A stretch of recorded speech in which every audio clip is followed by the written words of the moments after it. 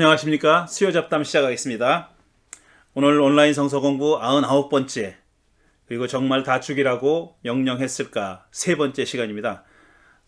지난주에는 구약 성서가 역사책이라면 어떤 의미에서 역사책인가 하는 것을 얘기했습니다.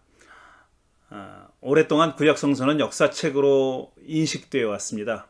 그렇게 받아들여져 왔습니다. 구약 성서를 연구한 학자들이 구약 성서는 기본적으로 역사책이다. 그러니까 모세오경, 창세기, 출애굽기, 레위기, 민수기, 신명기, 그리고 여호수아, 사사기, 룻기도 또 일부, 그 다음에 사무엘 상하, 역대기 상하, 열왕기 상하, 역대기 상하, 그 다음에 에스라 느헤미야, 이런 정도의 책은 다 역사책이라고, 기본적으로 역사책이다. 과거에 일어났던 일을 전하는 역사책이라고 그렇게 받아들여져 왔죠. 물론 현대적 의미의 역사책과는 좀 성격이 다르다는 것을 얘기해 왔습니다. 현대적 의미의 역사책은 그래도 주된 관심사가 과거에 어떤 일이 일어났는지 하는 것을 전하는 겁니다. 서술하는 겁니다. 물론 역사책을 서술하는 역사가의 어떤 사관, 관점이 포함되어 있죠. 그 관점에 따라서 역사를 서술하고 해석하는 거죠. 과거에 일어났던 일을 해석해서 서술하는 겁니다. 역사는 그러니까 일지가 아니라 해석된 사건이죠. 그러니까 어떤 특정한 관점으로 해석된 이야기입니다. 근데 구약 성서는 역사책이긴 한데 과거에 벌어졌던 일을 전하려는 것이 주 목적이 아니라고 말씀드렸어요. 물론 구약 성서를 보면은 과거에 벌어졌던 사건들에 대한 얘기를 합니다. 실제로 그런 사건이 일어났던 적도 많아요. 실제로 일어났던 일을 전하는 얘기들도 많아요. 그런데 그 사건들이 야훼 신의 어떤 계획을 이루기 위해서 벌어졌다고 그렇게 이해하고 있습니다. 야훼 신이 가지고 있는 특별한 계획이 있는데 어떤 그 계획이 있고 목적이 있는데 그런 일을 일으킨 목적이 있는데 그 목적을 이루는 하나의 방편으로 그런 사건이 벌어졌고 그 사건들에 개입돼 있는 개인이나 집단은 야훼의 뜻을 이루기 위한 하나의 에이전트다. 그렇게 이해하고 있는 겁니다. 그러니까 현대적 의미의 역사책과 가장 큰 차이가 그건데 현대적 의미의 역사서는 내재적 요인들만 생각합니다. 그러니까 인간 사회 안에서 벌어지는 다양한 일들이 그런 사건을 일으켰다라고 보고 어떤 외재적인 힘이 작용했다고 보지 않아요. 그러니까 신이 절대자가 야훼라는 신이 이런 일을 이렇게 이끌어 간다라거나 일으켰다 이렇게 생각하지 않는데 구약 성서는 그런 점에서 다릅니다. 그렇게 말씀드렸고 왜 그렇게 구약 성서가 역사책이라면 어떤 성격의 역사책인지를 길게 얘기했냐면은 마지막에 말씀드린 대로 야훼라는 신이 그런 사건들을 다 일으킨 가장 밑바닥에 있는 근본적인 주체고 원인이다, 요인이다 이렇게 보니까 그 야훼가 도대체 어떤 신인지를 아는 것이 중요하다.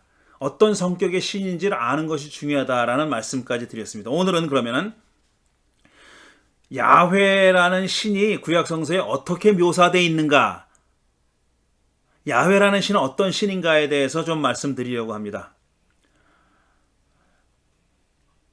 그래서 제일 처음에 우리가 말씀드려야 할 내용은 뭐냐면은 꼭 기억해야 될 내용은 우리가 구약 성서에 국한해서 지금 얘기하는 겁니다.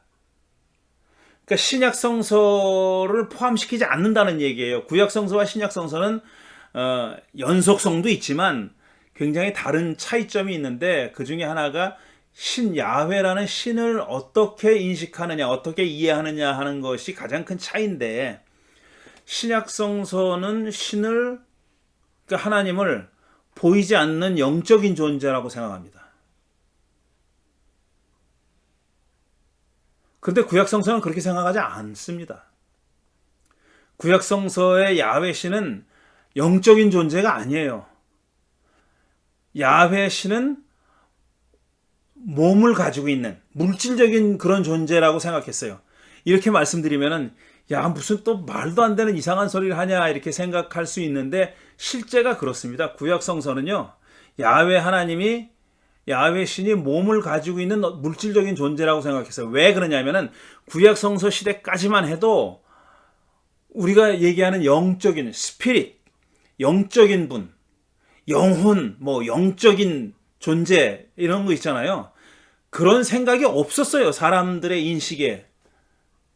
사람들이 그런 걸 상정하지 못했다는 거예요. 생각하지 못했다는 거예요.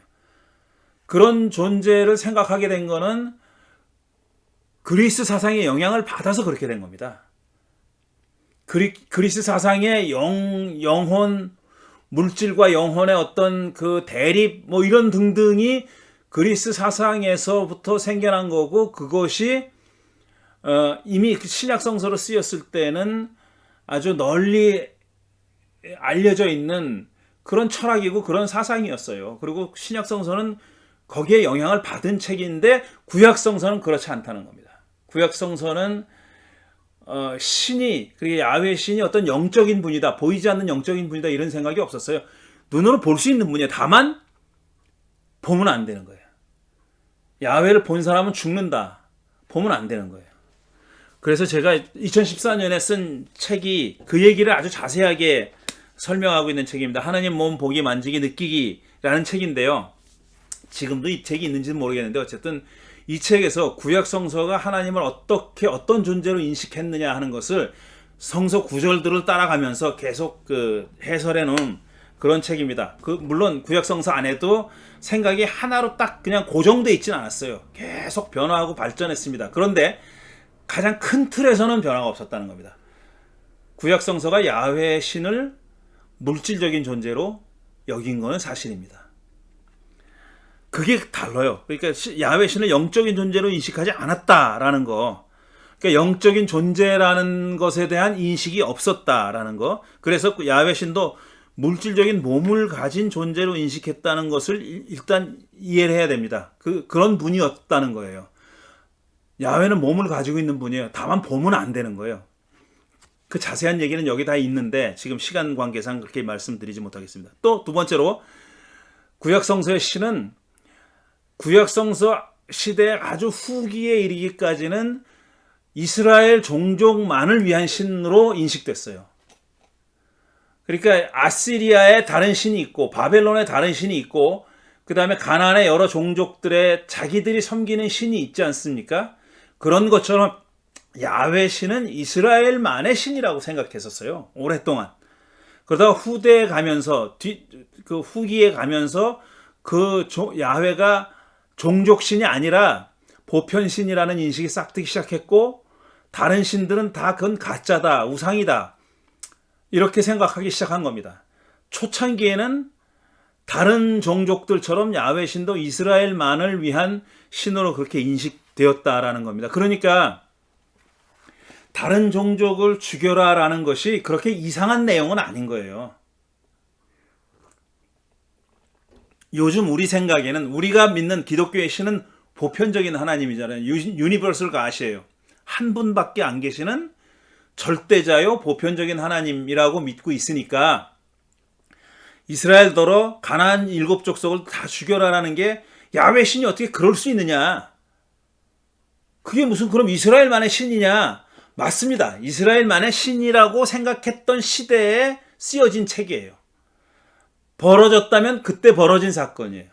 그러니까 그 시대를 살던 사람들한테는 하나도 이상한 일이 아니었던 겁니다. 야훼 신이 보편신으로 인식된 것은 아주 후기에 와서, 그러니까 제2 이사야 시대에 와서 비로소 아주 맹아적인 형태로 등장합니다. 그것도 완성된 어떤 유니버설 모노야휘즘이 아니라, 그러니까 유일신 신앙이 아니라 아주 맹아적인 형태로 드러나는 게 제2 이사야 시대입니다. 그러니까 포로기 혹은 포로기 이후, 바벨론 포로기 이후에 그런 생각이 조금씩 나타나기 시작한 거예요. 그러다가 이제 중간사 시대에 그리스 사상과 만나게 되면서 하나님에 대한 이해가, 이스라엘 사람들의 하나님에 대한 이해가 많이 바뀌게 된 겁니다. 그래서 영적인 존재가 된 거, 요한복음 4장에 있듯이 하나님은 영적인 분이시니 신령과 진정으로 예배하라는 말이, 예수님의 말이 그 당시에 보편적인 하나님에 대한 인식이 전제되어 있는 겁니다. 그 안에는 하나님은 영이시다. 구약 성서는 하나님은 영이 아니에요. 영이 아니에요. 자, 그래서 그 두 번째로 이제 야훼가 보편신으로 인식된 것은 상당히 후기에 와서 벌어진 일이고, 그 이전에는 오랫동안 대부분의 기간 동안 야훼 신은 종족신으로 그렇게 인식되어 왔다는 얘기고, 세 번째로는 이 신에 대한 인식은 비단 야훼 신에 대한 인식뿐 아니라 뭐 어떤 종교, 어떤 신의 인류 역사에서 어떤 신에 대한 어떤 신이든지 간에 그 신에 대한 인식은 각 시대 사람들이 갖고 있던 세계관, 이 세상이 어떻게 이루어졌느냐라는 시각이죠. 관점이죠. 그 다음에 가치관, 무엇이 중요한디, 무엇이 소중하냐, 무엇이 가치 있는 일인가 하는 가치관, 그 다음에 도덕 윤리관, 그 다음에 과학적인 지식의 수준, 이런 것들과 조응합니다. 그것과 맞물려 있어요. 하나님에 대한 생각은 그 맞물려 있어요. 그게 상관없는 게 아니라는 거예요. 그 사람들이 세계를 어떻게 생각했느냐, 세계관이 다르면 신에 대한 생각도 다른 겁니다. 무엇이 먼저라고 말하기는 힘들어요. 신에 대한 생각이 달라졌기 때문에 세계관이 달라진 건지, 아니면 세계관이 달라졌기 때문에 신에 대한 생각이 달라진 건지는 생각이 다를 수 있어요. 어쨌든 중요한 건 둘은 맞물려 가는 겁니다. 가치관도 마찬가지예요. 그 다음에 도덕 윤리에 대한 생각도 마찬가지고, 그 다음에 과학적인 지식도 마찬가지예요. 지금 현대인들이 가지고 있는 과학적인 지식 수준을 가지고, 그런 수준에서 고대 이스라엘 사람들이 구약성서가 서술하고 있는 대로 그렇게 하나님을 그런 식으로 생각할 수는 없어요. 여호수아서에 보면 태양이 멈췄다는 얘기가 나오잖아요. 태양이 멈췄다. 그 시대 사람들한테는 이게 하나도 이상한 게 아니에요. 왜? 지구는 고정돼 있고 태양이 궁창이라고 하는, firmament라고 하는 궁창이라는 것에 매달려 있는 하나의 별 같은 큰 빛이거든요. 이게 멈출 수 있는 거예요.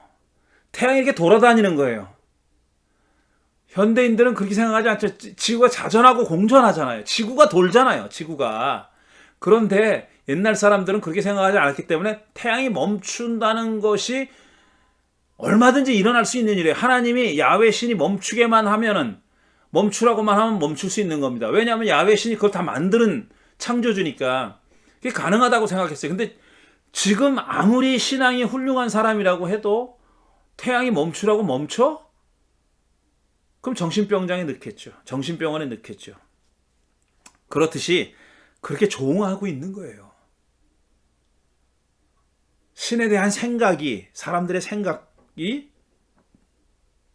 그 시대 사람들의 세계관, 가치관, 그 다음에 도덕 윤리관, 그 다음에 과학적인 지식, 이것과 상응한다. 맞물려 돌아간다. 그게 달라짐에 따라서 신에 대한 생각도 달라져 왔고 앞으로도 달라질 것이다 라는 얘기입니다.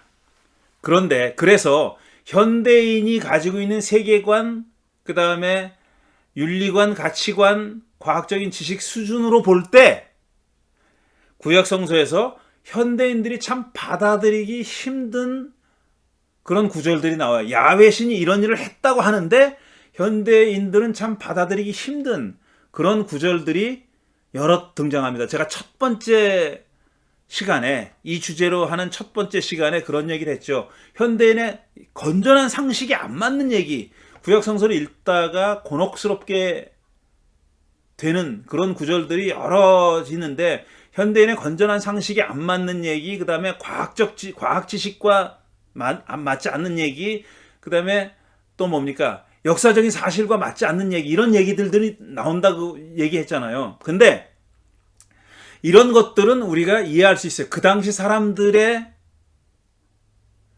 과학 수준이 과학적 지식의 수준이 그다음에 역사관도 달랐고 상식도 달랐고 다르니까 옛날 사람들이니까 양해해 줄 수 있어요.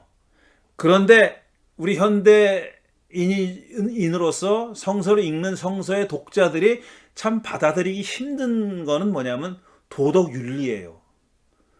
그것도 고대인들이 그 시대 사람들이 그런 도덕 윤리를 가지고 살았다. 그건 이해할 수 있어요. 그런데 하나님이 야훼 신이 현대인들이 도저히 받아들일 수 없는, 아무리 잘 봐주려고 해도 받아들이기 어려운 그런 법령을 세웠거나 그 다음에 명령을 했다고 했을 때는 이게 딱 걸리는 겁니다. 이 명치 끝에 소화가 되다가 음식물이 소화가 되다가 딱 걸려서 얹히는 것처럼 그게 딱 얹히게 돼 있어요. 그런 귀절들이 문제라는 겁니다. 그런 귀절들을 좀 몇 가지로 부류로 카테고리로 나눠서 제가 말씀드리려고 합니다. 자, 현대인이 동의할 수 없는 야훼 신의 행태들이라는 제목을 붙여봤어요. 첫째로 현대인은 도저히 받아들일 수 없는 율법을 줬어요. 계명을 줬어요. 율법이 법이잖아요. 이스라엘 사회를 실제로 이끌어가는 가장 밑바닥의 규율이거든요. 규율. 근데 현대인의 눈으로 보면은 야, 이걸 이렇게 처벌을 해? 이 정도를 이렇게 처벌한다고? 라고 여겨지는 것들이 많습니다. 그 출애굽기 21장 14절부터 19절, 17절을 보면은 이런 구절이 있어요. 부모를 때린 자는 반드시 사형에 처해야 한다. 부모를 때린 자는 반드시 죽여야 된다는 거예요. 이게 얼마나 때려야 되느냐도 안 나와 있어요. 그냥 부모를 때린 자는 무조건 죽이라는 거예요. 부모를 때리는 일은 나쁜 일입니다. 그러나 그게 과연 사형에 처할 만한 일인가? 현대인의 법 감정이나 상식으로는 받아들일 수 없는 거죠. 근데 그게 야훼 신의 이름으로 주어진 법이에요. 사람을 유괴한 자는 그 사람을 팔았든지 자기가 데리고 있든지 반드시 사형에 처해야 한다. 유괴는 나쁜 일이죠. 그렇지만 유괴했다고 데리고 있든지 팔았든지 무조건 죽이래요. 자기 부모를 저주한 자는 반드시 사형에 처해야 한다. 물론 저주의 효과에 대한 인식이 다릅니다. 우리 현대인들은 저주 말로 그냥 저주 쉽게 하지 않습니까? 그런데 그 고대인들은 말의 실질적인 힘에 대한 신뢰가 우리 현대인들보다 훨씬 더 돈독합니다. 강합니다. 그래서 저주를 하면은 그 저주가 이루어진다고 믿었어요. 그랬기 때문에 부모를 저주하는 자는 굉장히 나쁜 짓을 한 거예요. 그렇다고 사형에 처하는 게 과연 현대인들이 보기에 받아들일 수 있는 일이냐는 거죠. 이건 너무 과하지 않느냐 하는 겁니다. 과하지 않느냐. 그다음에 출애굽기 31장에 보면은 이런 귀절이 있어요. 엿새 동안은 일을 하고 일의 날은 나 주에게 바친 거룩한 날이므로 완전히 쉬어야 한다. 얼마나 감사합니까? 엿새 동안 열심히 일하고 일했지 되는 날 안식일은 그냥 일하지 말고 쉬어라. 쉬어라 말이야. 이건 정말 복음이죠. 복음. 기쁜 소식이에요. 그런데 안식일에 일하는 사람은 반드시 죽여야 한다라고 돼 있어요. 실제로 안식일에 장작하러 나갔다가 죽은 사람 얘기가 나오잖아요. 민수기에 나옵니까? 어디 나오죠? 그런 거 보면은 현대인들이 동의할 수 없을 정도로 굉장히 과도한 처벌을 하는, 그것도 야훼 신의 이름으로 그렇게 하라고 명령한 구절들은 좀 받아들이기 힘든다는 거죠. 레위기 20장 아주 유명한 장입니다. 이거 저거 해서는 안 된다. 주로 이제 성적인 그런 내용이 담겨 있는 장인데, 레위기 20장 19절 이하를 보면 이래요. 아버지나 어머니를 저주하는 사람은 반드시 사형에 처해야 한다. 앞에 나왔었죠? 그건 출애굽기에 나온 얘기고요. 그가 아버지와 어머니를 저주하였으니 그는 자기 죄값으로 죽는 것이다. 달래 죽는 게 아니라 자기가 그런 죄를 저질러서 죽는 거다라는 얘기입니다. 남자가 다른 남자의 아내, 곧 자기의 이웃집 아내와 간통하면 간음한 두 남녀는 반드시 사형에 처해야 한다. 간통했어요. 간통했다고 해서 이건 강간이든지 간통이든지 의사가 합치해서 한 행동이든지 뭐든지 간에 강제로 범한 거든지 간에 상관없이 무조건 죽이라는 거예요. 간통은 나쁜 일이긴 하지만 죽이라는 겁니다. 그 다음에 제 아버지의 아내와 동침한 자는 아버지의 몸을 부끄럽게 한 것이다. 그 두 사람 반드시 사형에 처해야 한다. 그들은 자기 죄값으로 죽은 것이다. 제 아버지의 아내라고 표현했죠. 자기 생모를 얘기하는 건 아니에요. 자기를 낳은 어머니를 얘기하는 것이 아니라 아버지의 다른 아내와 정을 통한 사람은 반드시 죽이라는 겁니다. 나쁜 일입니다. 그렇지만 이게 과연 그렇다고 해서 죽이는 것이 옳으냐, 맞냐. 이렇게 사람 목숨이 값어치가 이렇게 없나 하는 생각이 들죠. 시어머니가 며느리와 동침하면 둘 다 반드시 사형에 처해야 한다. 그들이 한 짓은 망측한 짓이다. 그들은 자기 죄값으로 죽는 것이다. 한 남자가 같은 남자와 동침하여 여자에게 하듯이 그 남자에게 하면 그 두 사람은 망측한 짓을 한 것이므로 반드시 사형에 처해야 한다. 그들은 자기 죄값으로 죽는 것이다. 남성의 동성 섹스를 얘기하는 겁니다. 이걸 가지고 자꾸 동성애라 그러는데 동성애는 하고는 구별해야 돼요. 이거는 그냥 그 성적인 욕망이 발동해서 성행위를 한 걸 얘기하는 겁니다. 그러니까 둘 사이에 사랑을 했든지 안 했든지 그걸 얘기하는 게 아니에요. 그러니까 구약 성서가 관심을 가지고 있는 것은 성행위입니다. 그러니까 다 동성애 찬성 반대하는데 동성애라고 편하게 그렇게 쉽게 말하지만 실제로 구약 성서가 금지하고 있는 것은 사형의 차와라고 한 것은 남성 동성 간의 섹스입니다. 여성 동성 간의 섹스는 언급도 되지 않고 있어요. 그걸 구별해야 됩니다. 죽이라고 했습니다. 이런 것들 현대인의 어떤 법에 대한 생각과는 많이 다르죠. 처벌이 과하죠. 이런 구절을 만날 때 참 난감해지죠. 곤혹스러워집니다. 이해는 해요. 그때 당시에 윤리는 그랬나 보다. 그때 당시에 윤리는 그랬나 보다. 무척 과하잖아요. 게다가 그럼 다 죽였어야죠. 다윗은 안 죽었잖아요. 다윗이 밧세바와 딱 정을 통했어요. 이웃집 아내와 간통한 거예요. 그 두 사람 다 죽여야 되는 겁니다. 근데 안 죽였어요. 왜 안 죽였냐? 다윗이니까 안 죽인 겁니다. 다윗이 아니라 다른 사람이면 다 죽였어요. 갑돌이면 죽었어요. 죽여야 한다는 겁니다. 근데 다윗이니까 안 죽였어요.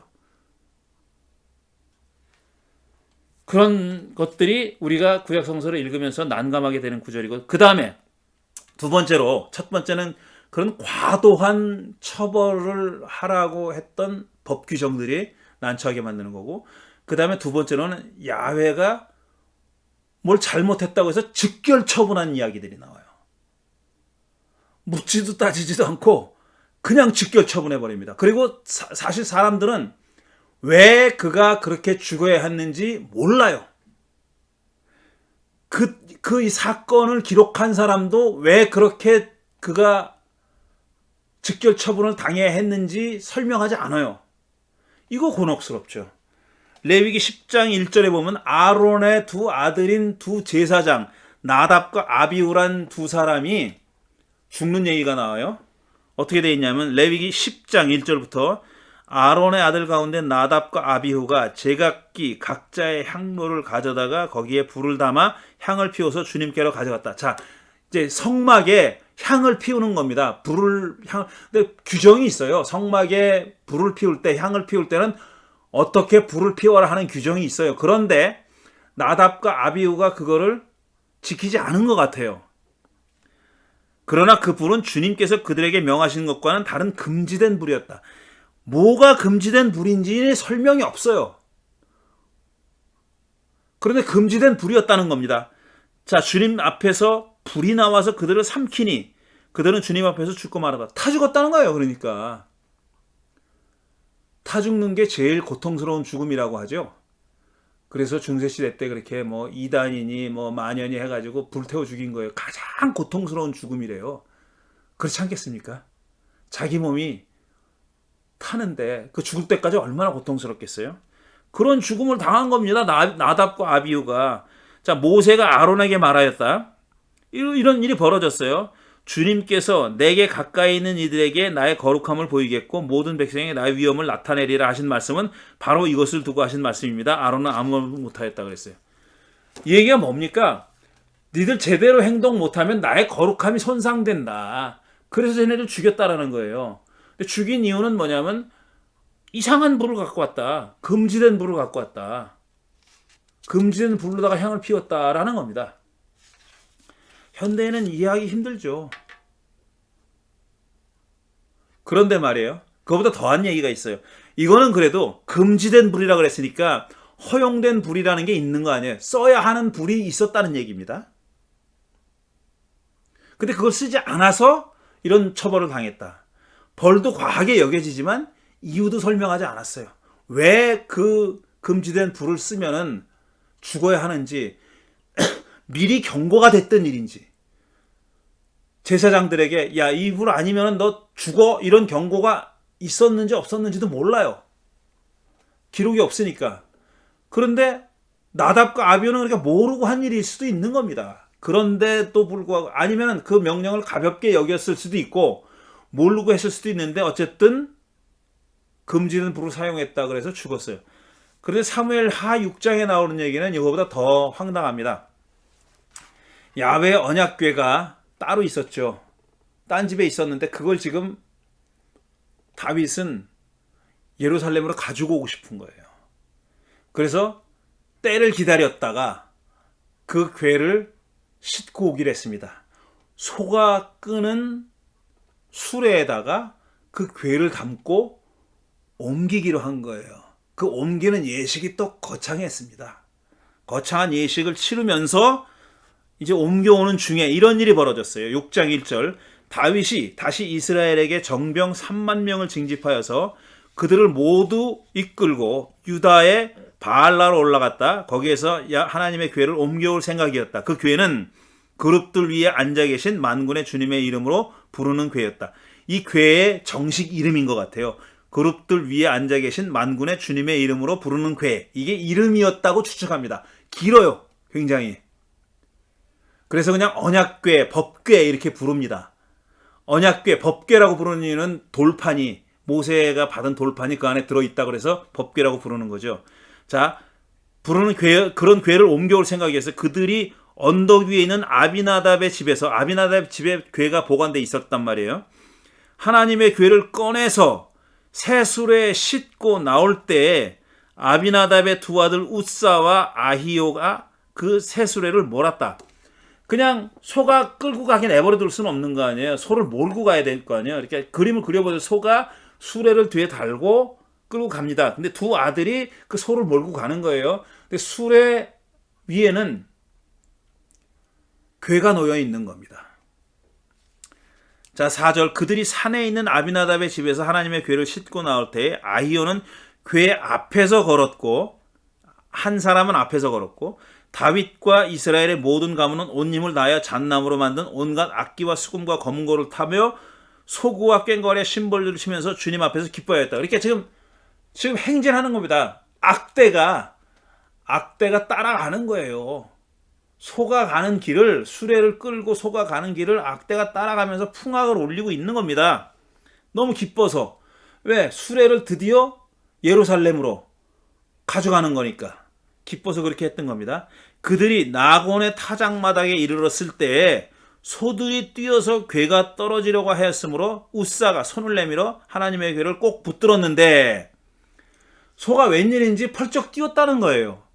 근데 이 수레가 무슨 허술했는지 펄쩍 뛰니까 수레에 담겨있던 궤가 떨어질 것 같았다는 거예요. 그래서 웃사가 아히오라는 아들은 소와 같이 앞에서 끌고 있고 소를 이렇게 이끌고 있고 웃사는 뒤에 있었나 봐요. 근데 소가 펄쩍 뛰니까 수레가 떨어질 것 같으니까 손을 내밀어서 수레를 받쳤다는 겁니다. 그러니까 주 하나님이 웃사에게 진노하셔서 거기서 그를 치니 그가 거기 하나님의 궤 곁에서 죽었다. 이거 황당하지 않습니까? 그럼 웃사가 궤가 떨어지도록 놔뒀어야 될까요? 그러니까 이게 반사적으로 나온 거 아닙니까? 궤가 하나님의 그 귀중한, 그 거룩한, 하나님이 그 위에 계시다고 믿었던, 하나님의 발판이라고 여겼던 그 궤가 수레에서 떨어지게 생겼으니까 웃사가 그걸 손을 뻗어가지고 떨어지지 않게 붙잡았다는 거예요. 그런데 그 행위가 야훼 하나님을 분노하게 만들었다는 겁니다. 야훼 신을 분노하게 만들어가지고 웃사가 그 자리에서 죽었다라는 겁니다. 8절 주님께서 그렇게 급격히 웃사를 벌하셨으므로 다윗이 화를 냈다. 왜 화를 냈을까? 그래서 그곳 이름은 오늘날까지 베레스 웃사라고 부른다. 웃사를 쳤다는 뜻입니다. 이게 그날 다윗은 그 일 때문에 주님이 무서워서 이래서야 내가 어떻게 주님의 궤를 내가 있는 곳으로 옮길 수 있겠는가 하였다. 그래서 그 궤를 거기다 또 놔둡니다. 다시 옮기다가 중단하고. 그러니까 이 악대들은 다 공연히 동원된 거죠. 소기의 목적을 달성하지 못한 거죠. 다윗이 왜 화를 냈는지 모르겠어요. 우사가 왜 떨어지게 내버려 두지? 궤가 떨어지게 내버려 두지 왜 잡았냐? 그래서 화를 낸 건지. 왜 화를 낸 건지 모르겠어요. 어쨌든 우리 생각에 저도 여러분도 마찬가지 아닙니까? 아니 그럼 떨어지려는 궤가 떨어지게 내버려 둬야 되나? 이건 반사적인 행동이에요. 붙잡는 거는. 그랬다고 죽어? 그랬다고 야훼가 분노해? 이해가 안 되죠. 무슨 놈의 신이 이따위야 이 모양이야. 이렇게 생각 들죠. 후대의 해석자들은요. 이 웃사의 죽음을 합리화하기 위해서 여러 가지 논리를 들이댔습니다. 그러니까 야훼가 한 일은 옳은 일이다라는 기본 전제를 가지고 왜 그럼 야훼가 분노했을까? 웃사가 뭘 잘못했을까? 막 찾아내다가 광야에서 이미 궤를 만들었잖아요. 성막하고 궤를 만들었잖아요. 궤를 들고 다닐 때는 궤에다가 이렇게 발을 그 나무 막대기를 대고 제사장들이 이렇게 어깨에다 지고 다녔어요. 그러니까 궤를 옮기는 방법이 처음부터 글러먹었다. 그래서 웃사가 죽었다. 이렇게 유대교 랍비들이 그렇게 해석했습니다. 오랫동안. 이게 탈무드나 이런 데 나온 얘기예요. 그럼 생각해 보세요. 그래도 웃사가 무슨 잘못이야? 이렇게 하라고 한 놈이 잘못한 거잖아요. 수레에다 싣고 소도로 끌고 가게 만든 놈이 잘못한 거 아니에요? 그거 누가 잘못했겠습니까? 누가 명령했겠어요? 다윗이 최고 용의자죠. 제일 용의자 아니에요? 다윗이 그렇게 시켰으니까 했을 것 같아. 그런데 왜 웃사가 죽냐고요? 말도 안 되죠, 말도. 이런 얘기들이 있습니다. 그러니까 제가 지금 이런 우리가 상식적으로 아니면은 현대인의 윤리나 도덕에도 그렇게 크게 거스르지 않는 야훼의 행위들이 많이 있어요. 근데 제가 지금 현대 독자들이 구약성서를 읽는 독자들이 곤혹스러워지게 만드는 그들을 곤혹스럽게 만드는 그런 구절들을 따로 떼서 소개하는 거예요. 이런 면도 있는 양반이다 야훼 신이.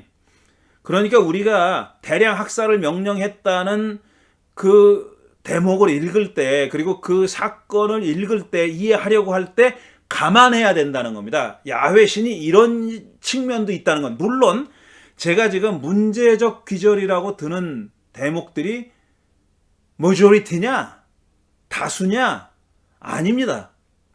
이거는 마이너리티에 속한 성격이에요. 야훼 하나님의 성격 가운데 이런 면도 있는 겁니다.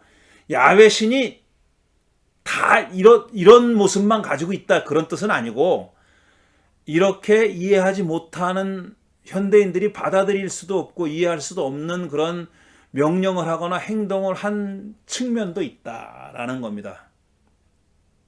아직도 많이 남았는데 한 번에 할 수 없으니까 오늘은 여기서 끊겠습니다. 다음 주에 야훼 하나님이 도저히 우리 현대인으로서는 받아들이기 힘든 그런 언행을 보인 그런 귀절들의 예를 조금 더 들어보도록 하겠습니다. 오늘은 여기서 마치겠습니다. 감사합니다.